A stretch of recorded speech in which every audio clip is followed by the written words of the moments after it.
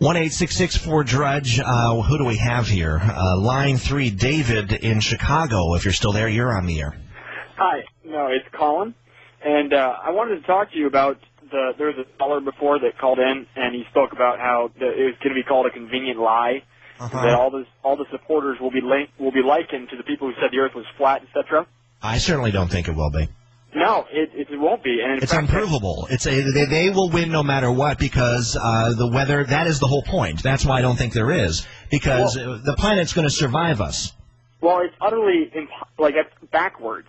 Like, if anyone's going to be looked at as ignorant, it's going to be the people who are denying it before the science is even in. That's intellectual treason to start saying that it's not true when no one... Oh, no, not at all, because regardless of what you and I are saying, the Earth is going to be here long after us. Well, unless you really think, though, the Earth is going to end in your lifetime. No, and I'm not a doomsdayer like that, but I think that... Well, in order for your point to be correct, you have to be, because that's the only way... It's like it stains on the dress. It's like if Ken started not finding those stains on the dress, we'd still be going back and forth about that. At some point, there has to be proof. Your proof is the end of the planet. No, I don't believe that at all. And, in fact, I think that we just need to be responsible about it and not... What, your proof is an increase in temperatures over the past 30 years? That's your proof? Well, no, there's no...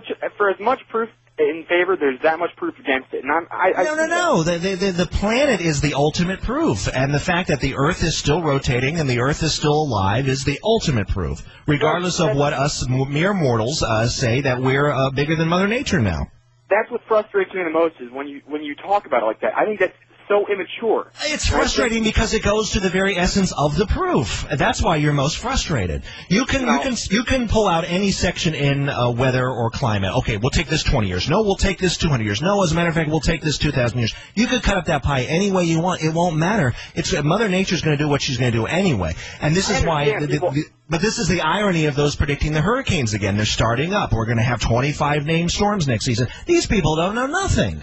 I know, Drudge, they bend it. Everyone bends it. But listen, why don't you not do that? Why don't you be responsible and say, okay, let's wait till the science comes in and then make an educated guess instead of jumping on a conservative boat and just giving in. No, I don't have faith in the scientists, in the cloners, in those South Korean cloners, or in the GM crowd to tell me where things are going. I don't have faith in science to the degree over my common sense and my conscience. I don't. Judge, and that's why I like you, because you don't trust them. But I think that you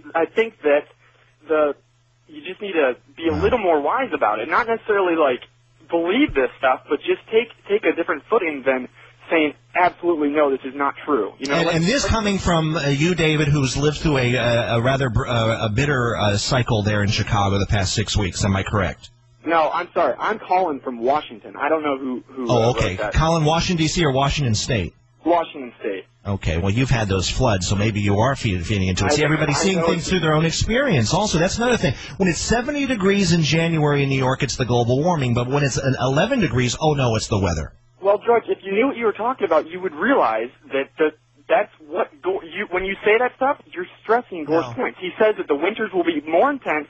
No, the average is, when you have an average temperature, it's not the temperature every day. It's a combination of higher lows on that date, records and lows. The more honest intellectual thing to look at are the record temperatures, and a lot of them were set in the 1800s, bud. A lot of them were. So you cannot sit here and argue on both extremes, hot and cold, were 1800s. So you cannot sit here and say, well, those extremes count. It's just not going to work. It may work out in Hollywood. It may work out in Hollywood between who wears the pants and who wears the dresses out there.